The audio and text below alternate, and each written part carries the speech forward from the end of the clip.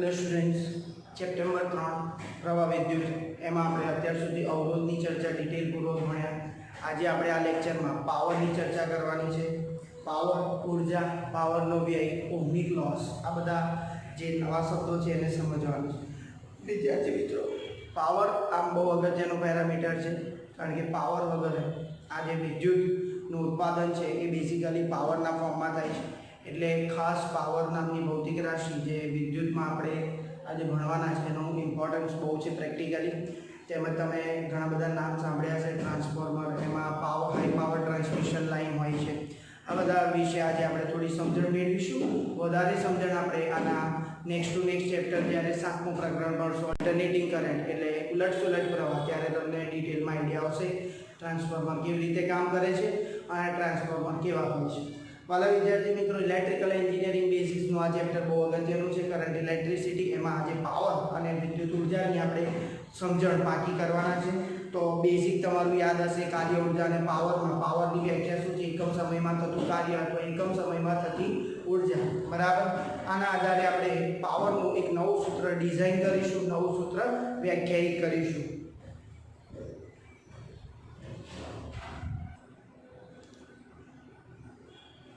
चलो, क्वेश्चन है विद्युत पावर અને વિદ્યુત ઉર્જા।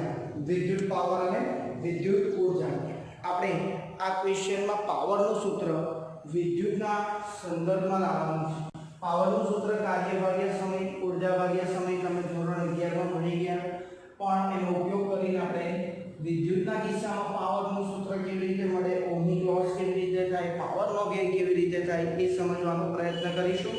બહુ ઇમ્પોર્ટન્ટ છે।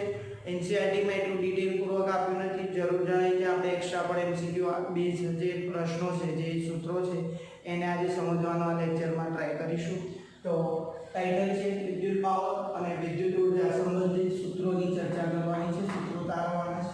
વાલા વિદ્યાર્થી મિત્રો, આકૃતિ દોરી છે તમારા માટે કઈ નવી નથી। એક સુવાહક છે જેના અંત્ય બિંદુઓ A અને B છે, અને એને બે અંત્ય બિંદુએ આપણે એક બેટરીનો વિદ્યુત સ્થિતિમાનનો તફાવત V ધરાવતી બેટરી સાથે જોઈન્ટ કરે। તો આપણે લખીએ આકૃતિમાં V વોલ્ટની બેટરી વડે સુવાહકના અંત્ય બિંદુઓ A થી B તરફ I જેટલો પ્રવાહ પસાર થાય છે। બેટરીની મારફતે આપણને ખબર છે આ વધારે ઊંચું સ્થિતિમાન, આ નીચું સ્થિતિમાન, એટલે higher potential lower potential, always current જાય હાયર ટુ લોઅર। કંડક્ટર એટલે સુવાહકમાંથી પસાર થતો પ્રવાહ I એ બિંદુથી લઈને સુવાહકની અંદર B તરફ જાય છે। તો સુવાહકના અંત્ય બિંદુઓ A થી B તરફ I જેટલો વિદ્યુત પ્રવાહનું વહન કરી રહ્યા છે એમ કહી શકાય। વિદ્યાર્થી મિત્રો, આપણે આગળ વિચારવું હોય તો શું લખાય કે V વોલ્ટની બેટરી વડે સુવાહકના અંત્ય બિંદુઓ A થી B તરફ I જેટલો પ્રવાહ પસાર કરે છે। હવે આપણે આગળ વિચારીએ, I જેટલો પ્રવાહ A થી B તરફ જાય છે, તો A પાસેનું સ્થિતિમાન V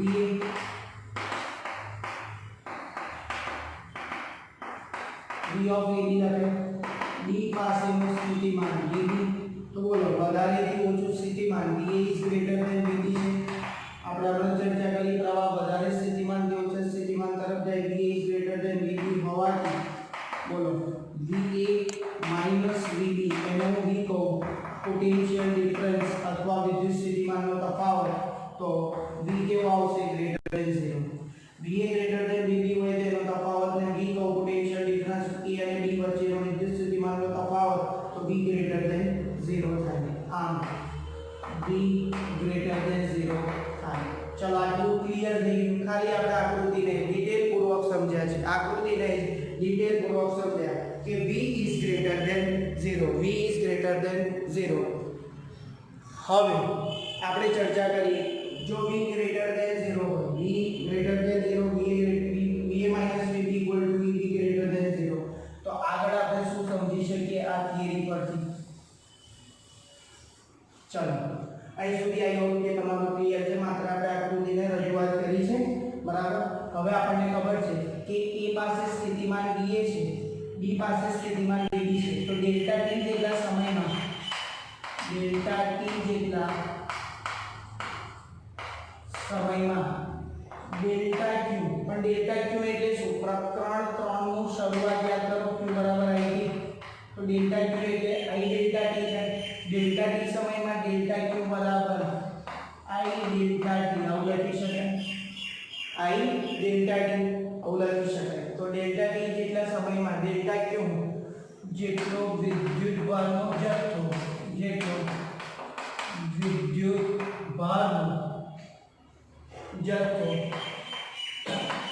ડેલ્ટા T સમયમાં ડેલ્ટા Q જેટલો વિદ્યુતભારનો જથ્થો પસાર થતો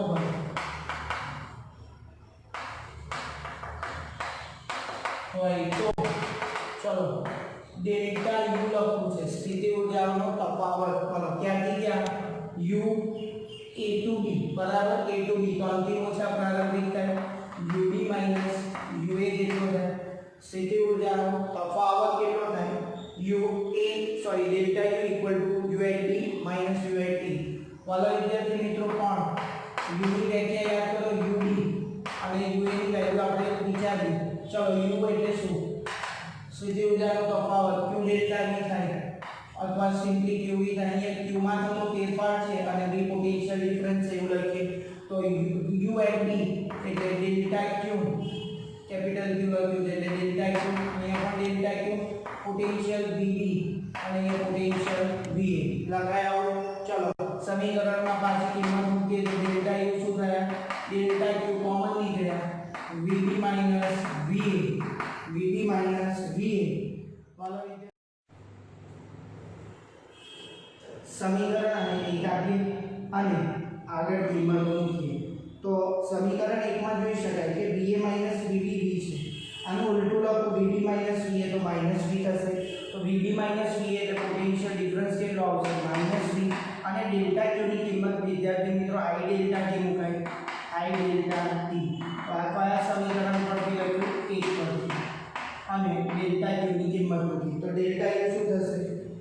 આ સમીકરણ મુજબ UB માઈનસ VA માં કિંમત મૂકી VB minus VA minus V. તો આવું સૂત્ર થયું માઈનસ VI ડેલ્ટા T. સમીકરણ નંબર 2.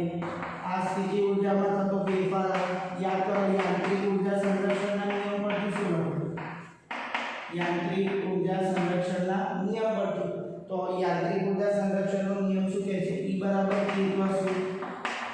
ફેરફાર લઈએ તો ડેલ્ટા E હંમેશા તમને ખ્યાલ હશે કે K અને U નો સરવાળો એ અચળ જ જોવા મળે. એટલે કુલ યાંત્રિક ઊર્જા એ ઓલવેઝ અચળ હોય અને અચળ હોય તો અચળમાં થતો ફેરફાર કેટલો આવે? 0 આવે. તો delta E delta K plus delta U. Delta E કેટલો થશે? 0 થશે. Delta K plus delta U તો ડેલ્ટા K બરાબર માઈનસ ડેલ્ટા U.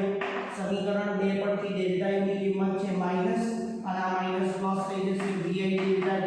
અને તમને ખ્યાલ છે ગતિ ઊર્જા ક્યારેય ઋણ ના હોય બરાબર. સમીકરણ નંબર 3 કઈ કિંમત મૂકી આપણે? ડેલ્ટા U ની કિંમત 2 પરથી મૂકી તો અહીંયા લખી દેવાનું 2 પરથી કિંમત મૂકી 2 પરથી. તો ડેલ્ટા K કેટલો આવ્યો? VI delta T. Delta K કેટલો આવ્યો? VI delta T. હવે સમજો સુવાહકમાં થોડી થિયરી આવશે.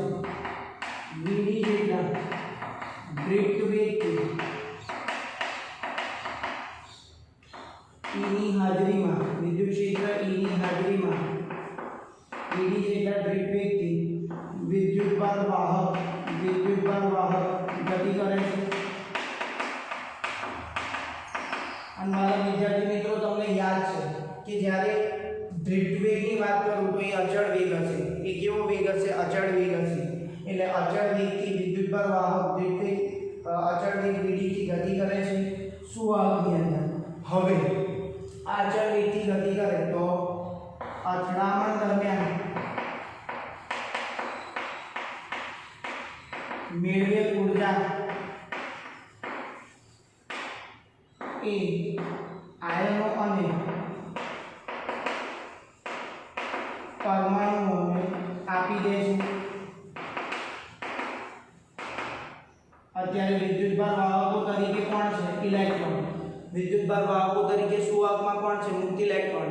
હવે જ્યારે અથડામણ દરમિયાન મેળવેલ ઉર્જા એ કોને આપે છે તો એમાં રહેલા ધનાયનો અને એની અંદર રહેલા એટમ્સને આપે છે. હવે પરમાણુઓને ઉર્જા મળી તો એના દોલનો કેવા થશે? ખૂબ ઝડપી થશે. તો આમ પરમાણુના દોલનો ઝડપી બને. પરમાણુના દોલનો ઝડપી બને છે. જો પરમાણુના દોલનો ઝડપી બને તો શું થાય? એ વધારે અસ્ટ્રેસ એટલે વધારે ઝડપથી એ દોલનો કરશે અને વધારે ઝડપથી દોલનો કરશે તો સુવાહકની અંદર પરમાણુ છે તો સુવાહક શું થશે? ગરમ. પરમાણુના દોલનો ઝડપી બને આમ સુવાહક ગરમ થાય છે.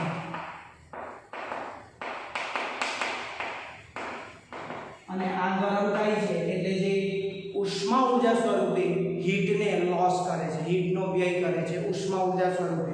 તો વાલા વિદ્યાર્થી મિત્રો આ જે ગતિ ઉર્જામાં થતો ફેરફાર થયો એ આપણને જો ડેલ્ટા K = ડેલ્ટા W લખે આમ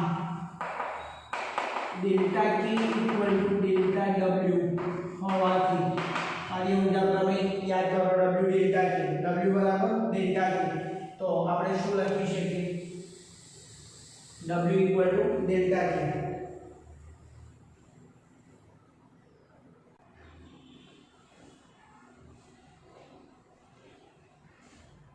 W = ડેલ્ટા K હોવાથી આપણે આગળ સાદું રૂપ આપીએ. આ બે વ્યાખ્યાઓ હમણાં સમજીએ. W = ડેલ્ટા K થયું. કાર્ય ઉર્જા પ્રમેય વાપરો. ડેલ્ટા K ની વેલ્યુ કેટલી? VI delta T. તો વિદ્યુત પાવરની વ્યાખ્યા જોઈએ. વિદ્યુત પાવર P બરાબર યાદ કરો ધોરણ 11 ડેલ્ટા W ડેલ્ટા T. એકમ સમયમાં થતું કાર્ય. એકમ સમયમાં થતું કાર્ય બતાવો. એકમ સમયમાં થતું કાર્ય એટલે ઇલેક્ટ્રિકલ પાવર, વિદ્યુત પાવર P કહેવાય. ડેલ્ટા W ડેલ્ટા T કિંમત મૂકી ડેલ્ટા W ડેલ્ટા K એટલે VI ડેલ્ટા T.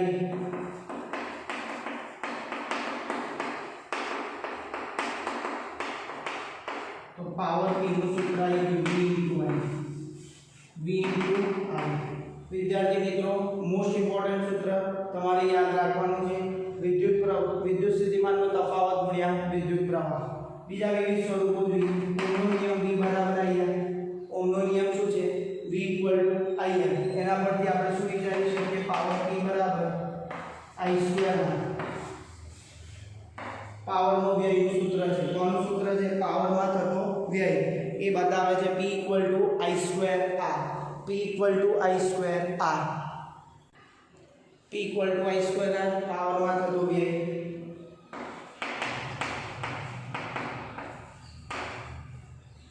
ચલો V બરાબર IR ફરી વાપરીએ. V ના સંદર્ભમાં લખો હોય તો I ની કિંમત શું થાય? V ઓહમના નિયમ પરથી તો પાવર થશે V²/R. કેટલો થશે? V²/R. પાવરના ત્રણ સૂત્રો તમે યાદ રાખજો. અંતિમ બે વ્યાખ્યા જોઈ લઈએ. વિદ્યુત પાવર કોને કહેવાય? તો આ સૂત્ર આપણને ધોરણ 11 નું ખબર છે.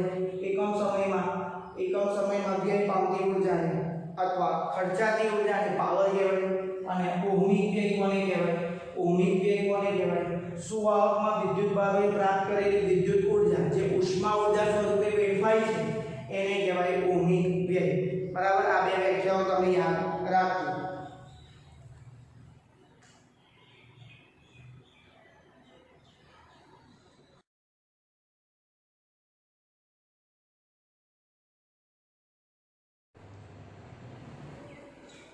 કન્ટિન્યુ કરી હમણાં ત્રણ સૂત્રો જોયા પાવરના. P બરાબર VI, P બરાબર I²R અને P બરાબર V²/R. વાલા વિદ્યાર્થી મિત્રો એક જ સૂત્ર યાદ રાખો. ઓહમનો નિયમ તમને ખ્યાલ છે. તમે ત્રણે ત્રણ સ્વરૂપમાં પાવરના સૂત્રો સમજી શકશો. પાવરનો વ્યય પૂછે તો P બરાબર I²R મુજબ તમારે જવાબ લખી શકાય. બરાબર. હવે એવી ઇન્ફોર્મેશનની આપણે ચર્ચા કરીશું જે NCERTમાં નથી આપી પણ આપણું ટાઇટલ શું હતું? વિદ્યુત પાવર અને વિદ્યુત ઉર્જા. તો વિદ્યુત ઉર્જા તમને કેવી રીતે મળે? બરાબર. તો આપણને હમણાં જ ખ્યાલ છે કે જે ઉષ્મા ઉર્જા સ્વરૂપે લોસ થાય છે એ ઉષ્મા ઉર્જા એટલે અંગ્રેજીમાં એને હીટ એનર્જી કહેવાય. તો વ્યય પામતી ઉષ્મા ઉર્જા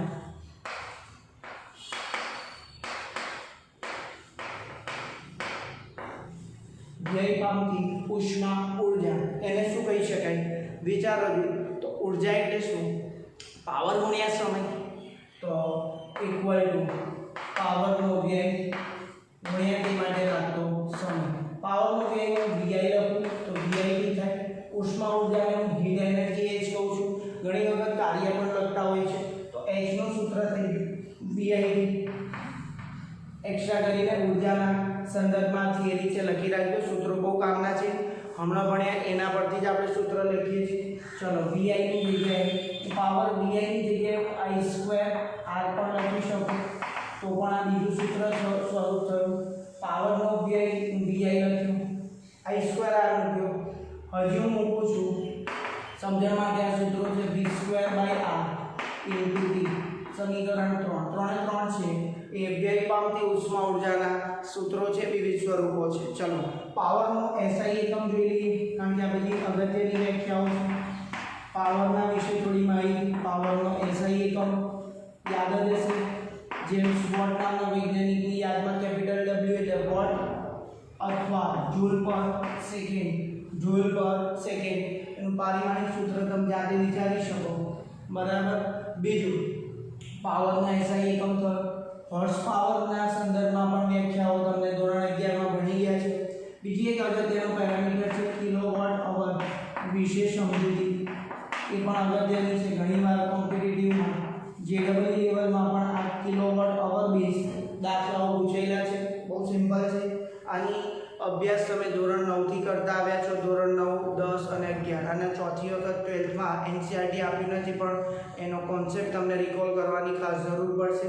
કિલોવોટ અવર એ કઈ ભૌતિક રાશિનો એકમ છે? તો વિદ્યાર્થી મિત્રો મોટાભાગના સ્ટુડન્ટ ખોટો જવાબ લખે છે. કિલોવોટ અવર વોટ જવાબ આવ્યો એટલે એ લોકો એવું સમજે છે કે પાવરનો એકમ છે. તો આપણે ચેક કરીએ આ ખરેખર પાવરનો એકમ છે કે નહીં. તો આપણે સિમ્પલ લખીએ કે 1 kilowatt hour 1 kilowatt hour is equal to, ચલો કિલો એટલે કેટલા? 10^3 ઘાત. કિલો એટલે કેટલા? 10^3 ઘાત. વોટ એટલે શું થાય? જૂલ પર સેકન્ડ લખી શકાય. જૂલ પર સેકન્ડ, જૂલ પ્રતિ સેકન્ડ. અને વિદ્યાર્થી મિત્રો કલાક, 1 કલાકની સેકન્ડ કેટલી? 3600. તો હું અહીંયા સેકન્ડ લખું છું.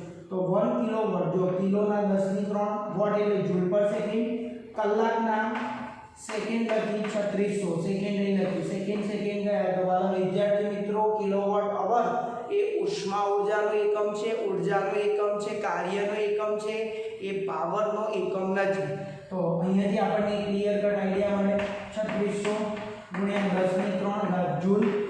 ચલો આગળ એને ફેરવીએ. 1 2 3 3 પોઈન્ટ શીટ કરીએ. 3.6 ગુણ્યા 10^6 ઘાત જૂલ. તો 1 કિલોવોટ અવર એટલે 3.6 ગુણ્યા 10^6 ઘાત જૂલ થાય. ચલો એટલે કિલોવોટ અવર એ ઉર્જાનો એકમ છે, ઉર્જાનો એકમ છે. બીજો એક પ્રશ્ન તમને પૂછી રાખું તો આને 1 યુનિટ બી કહેવાય. જે ઘરે આપણે લાઇટ બિલ આવે છે એ યુનિટમાં આવે છે. તમને કદાચ ખ્યાલ હશે કે ઘરે જે લાઇટ બિલ આપણને ઇલેક્ટ્રિસિટીનું જે બિલ પે કરવાનું હોય છે એ યુનિટ એકમમાં મપાય છે. તો એ કેટલી? 1 યુનિટ વપરાયું એનો અર્થ જૂલમાં કેટલું કહેવાય? 3.6 ગુણ્યા 10^6 ઘાત જૂલ જેટલી ઉર્જાનું વહન થયું. બરાબર. તો એને 1 યુનિટ કહેવાય. 1 કિલોવોટ અવર 1 યુનિટ એટલે આટલા જૂલ. 3.6 ગુણ્યા 10^6 ઘાત જૂલ. તો કિલોવોટ અવર એ કોનો એકમ છે વિદ્યાર્થી મિત્રો? ઉર્જાનો એકમ છે. એટલે ભૂલથી એને વોટ જોઈને તમે પાવર લખતા નહીં. બરાબર. એ પાવરનો એકમ નથી. તો આ થોડી વિશેષ સમજણ થઈ કે ઉષ્મા ઉર્જાના 3 સૂત્રો, જેમ પાવરના 3 હતા એને અનુરૂપ આપણે ઉષ્મા ઉર્જાનો જે વ્યય છે એના પણ 3 સૂત્રો મેળવ્યા. પાવરનો વિશે થોડી સમજૂતી મેળવી, કિલોવોટ અવર. પછી આપણે વાત કરી હોર્સ પાવરની, એ તમે ધોરણ 11 માંથી રિફર કરી શકો. જે ઇમ્પોર્ટન્ટ ટોપિક છે બધા આપણે રિપીટ કરી દીધા. ખાસ એના એકમો અને એની સંજ્ઞા પદ્ધતિ તમને યાદ રાખવાની છે, જેથી કરીને કોઈ ટ્વિસ્ટેડ MCQ પૂછે તો તમને સહેલાઈથી આઈડિયા આવે. આનો થોડો અર્થ પણ સમજી લઈએ. આનો અર્થ સમજી લઈએ. 1 કિલોવોટ અવર એટલે આટલા જૂલ. બરાબર. એને 1 યુનિટ કહેવાય. 1 યુનિટ કહેવાય. આના પરથી તમે ઇલેક્ટ્રિસિટી જે લાઇટ બિલ છે એ પણ તમે જાતે ગણી શકો. ફોર એક્ઝામ્પલ પંખો હોય તો એ 100 વોટ 200 વોટનો હોય તો એ પ્રમાણે કેટલી એનર્જી રિક્વાયર્ડ કરે છે એ પણ તમને શોધી શકાય. કેટલા કલાક આપણે વાપર્યો એ આપ્યો હોય તો તમે ઇઝીલી એનું લાઇટ બિલ કેટલું આવે એ પણ ગણી શકો. ઓકે. તો આ થઈ કિલોવોટ અવરની વાત. બીજી વાત કરીએ તો 1 યુનિટ. હવે એક મારો સામાન્ય ક્વેશ્ચન તમને થાય એ હોમવર્કમાં હું આપું છું, જે ઇન્ટરેસ્ટેડ છોકરાઓ છે એ મને કોમેન્ટ કરીને એનો આન્સર મને મોકલી શકે. ઘરે જે લાઇટ બિલ આવે એ શાનું માપન કરે? હું તમને 4 ઓપ્શન આપું છું. ઘરે જે લાઇટ બિલ આવે છે એ શાનું માપન કરે છે? આના પરથી તમને આઈડિયા આવવો જોઈએ. વોલ્ટેજ, પ્રવાહ, પાવર કે ઉર્જા? વોલ્ટેજ, પ્રવાહ, પાવર કે ઉર્જા? જે ઇલેક્ટ્રિસિટી લાઇટ બિલ આપે છે આપણને, જીઈબીમાંથી જે લાઇટ બિલ મળે છે એ શાનું માપન કરે છે? એટલે પેલો મીટર રીડિંગ કરનાર વ્યક્તિ કંઈક લખીને જતો રહે છે, તો એકચ્યુઅલી એ શું લખે છે? તો આઈ હોપ કે જો તમે આ ક્લિયર કટ તમે જોયું હશે, તમે સમજ્યા હશો, તો તમે ડેફિનેટલી એનો આન્સર આપી શકશો.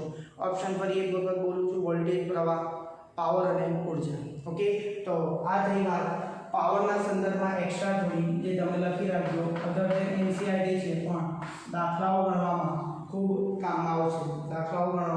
ખૂબ કામમાં આવશે.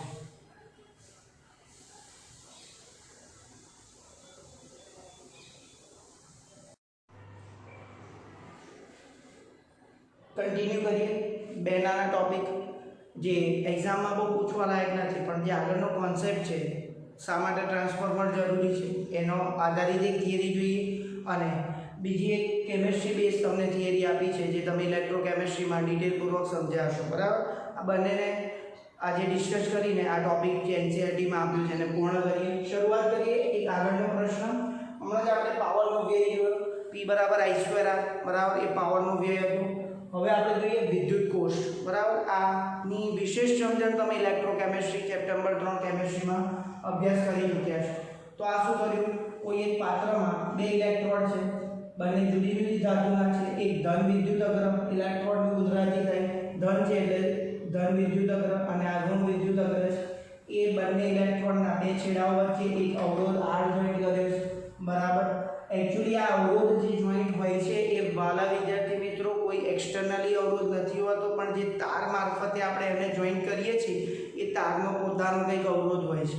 એટલે એને આપણે અવરોધ માટેની સંજ્ઞા R વડે સંજ્ઞા બતાવી શકીએ. તો આપણે શું કર્યું? 2 ઇલેક્ટ્રોડ લીધા, એને વિદ્યુતીય દ્રાવણ એટલે કોઈ ઇલેક્ટ્રોલાઇટમાં અડધા ડૂબે એના મુક્ત છેડાઓને અવરોધ R વચ્ચે જોઈન્ટ કરેલા.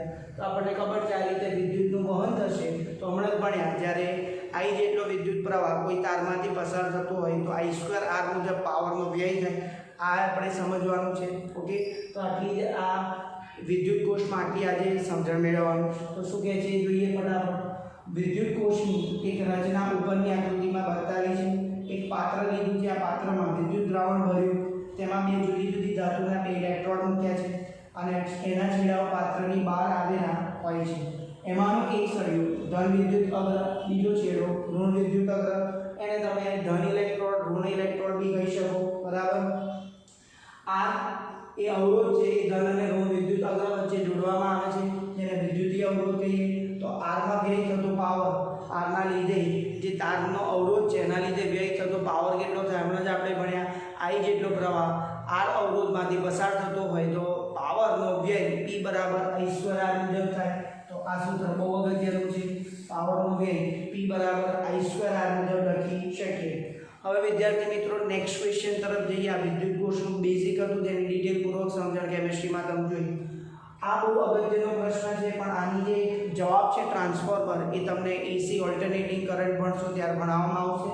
તો ઓહમિક વ્યય, જે હમણાં જ આપણે જોયું ઓહમિક વ્યય, કારણ કે તમને કોમન બી ખબર હશે કે જ્યારે વધારે પડતો વિદ્યુત પ્રવાહ જ્યારે કોઈ તારમાંથી પસાર થાય તો એ તારને આપણે અડીએ ને તો પણ આપણને ગરમ લાગે.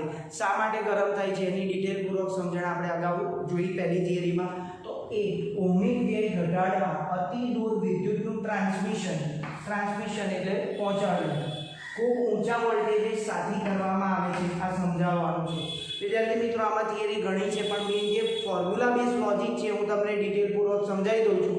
થિયરી આ પ્રશ્નની થિયરી તમારે ટેક્સ્ટબુકમાંથી લખવાની રહેશે, એનસીઆરટીમાંથી.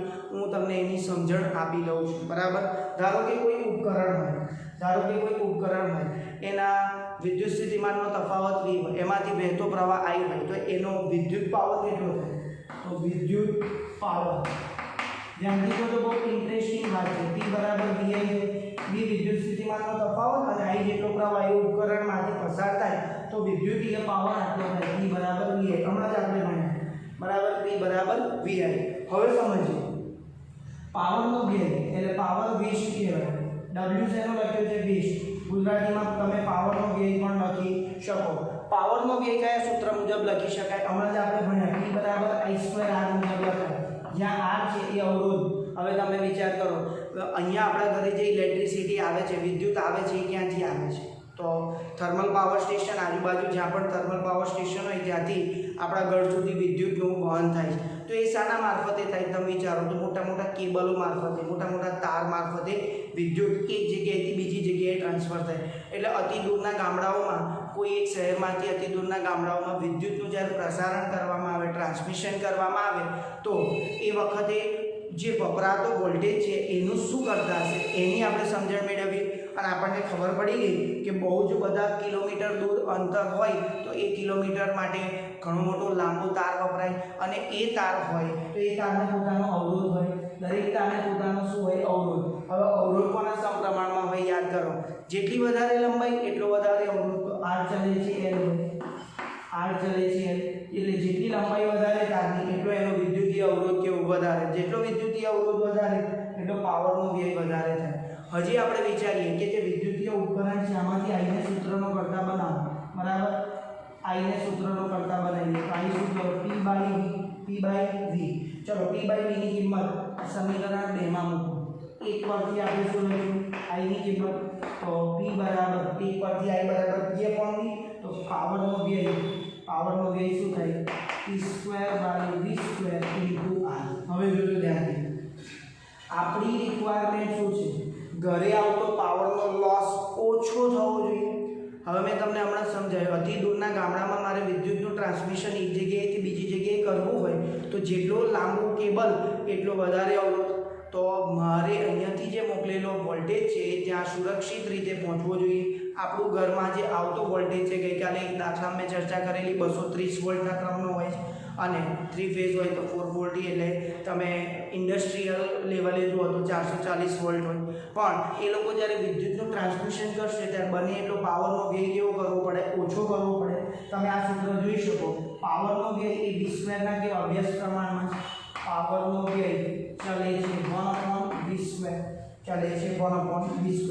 હવે જોજો હું જેટલો V વધારી દઈશ એટલે જ્યાંથી વિદ્યુતનું ઉત્પાદન થાય છે ત્યાંથી હું હાયર વોલ્ટેજે ટ્રાન્સમિશન કરીશ તો એટલો પાવરનો વ્યય ઘટશે તો પાવરનો વ્યય મારે ઘટાડવો છે તો મારે શું કરવું પડશે મારી જોડે એક જ રસ્તો છે V ને ખૂબ વધારવો પડશે અને જુઓ ધ્યાનથી તમે હું V ને વધારીશ ને તો ધારો કે V3 નો 3 એક એક્ઝામ્પલ લઈએ V3 હતો પણ 3 નથી 3 નો વર્ગ મુજબ વેરી થાય V ના વર્ગ મુજબ બદલાય એટલે V જેટલો આપણે વધારે રાખીશું એનો વર્ગ એનાથી પણ વધારે આવશે એટલે પાવરનો વ્યય છે ઓટોમેટિક શું થશે ઘટશે બરાબર આપણે R ને તો કશું કરી નહીં આપવાના જે તાર છે એ તાર આપણે મિનિમમ અવરોધ ધરાવતો હોય એવા જ તાર વાપરીએ છીએ અને જે અંતર છે એ અંતર તો આપણે ઓછું કરી શકવાના નથી કારણ કે ત્યાં સુધી આપણે વિદ્યુતને ટ્રાન્સમિશન કરવું છે તો આપણી જોડે એક જ રસ્તો છે કે જ્યાંથી વિદ્યુતનું ઉત્પાદન થાય છે ત્યાં વધારે ઊંચા વોલ્ટેજે ટ્રાન્સમિશન કરવું પોસિબલ બને તો વૈજ્ઞાનિકોએ એક રસ્તો આપ્યો જ્યાં વિદ્યુત પાવર પ્લાન્ટ છે ત્યાં વિદ્યુતનું ઉત્પાદન કર્યા બાદ એ લોકો વધારે ઊંચા વોલ્ટેજે ટ્રાન્સમિશન કરે છે તો આપણો પ્રશ્ન એ જ હતો પાવરનો વ્યય એટલે ઓહમિક વ્યય ઘટાડવા માટે અતિ દૂર વિદ્યુતનું ટ્રાન્સમિશન ખૂબ ઊંચા વોલ્ટેજે શા માટે કરવામાં આવે જો ખૂબ ઊંચા વોલ્ટેજે ટ્રાન્સમિશન ન થતું હોય તો પાવરનો વ્યય ઘણો બધો વધી જાય અને લોજિકલી હું તમને એવા દાખલા બતાવું કે જેટલું આપણે ત્યાંથી મોકલ્યું હોય ઘરે આવતા કશું વધે નહીં વચ્ચેના રસ્તામાં બધો જ પાવરનો વ્યય થઈ ગયો હોય તો આવી કોઈ ખોટવાળો ધંધો કોઈ કરે નહીં માટે જ્યાં વિદ્યુતનું ઉત્પાદન થતું હોય ત્યાંથી વિદ્યુત જે સપ્લાય કરે છે પાવરનો જે સપ્લાય છે એમાં વોલ્ટેજ ખૂબ ઊંચું ટ્રાન્સમિશન રાખવામાં આવે છે ઘરે આવ્યા બાદ એને જરૂરિયાત મુજબ ટ્રાન્સફોર્મરની મદદથી ટ્રાન્સફોર્મરની રચના આપણે ડિટેલપૂર્વક 7મા પ્રકરણમાં ઓલ્ટરનેટિંગ કરંટમાં ભણીશું ત્યારે વધારે ચર્ચા કરીશું, પણ હાલ એ ટ્રાન્સફોર્મર વિશે તમે આટલું સમજી રાખો. એ જરૂર મુજબ વોલ્ટેજને વધારી પણ શકે, ઘટાડી પણ શકે, પ્રવાહને વધારી પણ શકે, ઘટાડી પણ શકે, બરાબર. તો વધારે ઊંચો વોલ્ટેજ આપણા ઘરે જો આવે તો બધા જ જે વિદ્યુતીય ઉપકરણો છે એને બાળી નાખે અને એને જો શોર્ટ સર્કિટ ન થવા દેવું જોઈએ, એને નુકસાન ન પહોંચે એવું કરવું હોય તો ત્યાં આપણે સ્ટેપ અપ અને સ્ટેપ ડાઉન બે પ્રકારના ટ્રાન્સફોર્મર આવે. તો આપણે સ્ટેપ ડાઉનની જરૂર પડે તો ત્યાં સ્ટેપ ડાઉન ટ્રાન્સફોર્મર વાપરીને જે ડીપી હોય છે એના થ્રુ આપણા ઘર સુધી વીજળી આવતી હોય છે. તો વાલા વિદ્યાર્થી મિત્રો, આ જે લોજિક છે ફરી એક વખત તમને બતાવી દઉં. કોઈ વિદ્યુતીય ઉપકરણ હોય એનો પોટેન્શિયલ ડિફરન્સ V હોય, એમાંથી વહેતો પ્રવાહ I હોય તો પાવર V થાય. પણ પાવરનો વ્યય શું થાય? જે તાર આપણે વાપરીએ છીએ, તાર હોય છે એનો અવરોધ R હોય છે, લંબાઈના સમપ્રમાણમાં હોય છે. એટલે લંબાઈ તો આપણે ઓછી વધતી કરી નથી શકવાના. જે સુધી વિદ્યુતની જરૂરિયાત છે ત્યાં સુધી માટે આપણે અવરોધને બદલી નહીં શકવાના. તો આપણે પેરામીટર શું છે? I. પણ I શું થાય આ સમીકરણ પરથી? P/V. તો V હું જેટલો ઘટાડીશ, V જેટલો હું વધારીશ એટલો પાવરનો વ્યય ઘટશે અને આપણો ટાર્ગેટ આ જ હતો. યાદ કરો, તમે કોઈક વખત રેલવે સ્ટેશને કંઈક ગયા હોય તો લખ્યું હોય છે 11 kVની લાઈન, 11 kV એવા અલગ અલગ વેલ્યુ લખી હોય, 6 kV બરાબર, 6000 વોલ્ટ જેવી હાઈ પાવર ટ્રાન્સમિશન લાઈન, ત્યાં અડકવું એ નુકસાન ભર્યું છે, જીવને જોખમ ભર્યું છે, તો ત્યાં ખતરા એવો સિમ્બોલ લખેલો હોય છે. તો આ બધું શા માટે લખેલું હોય છે હવે તમને થોડી ઘણી સમજણ મળી હશે.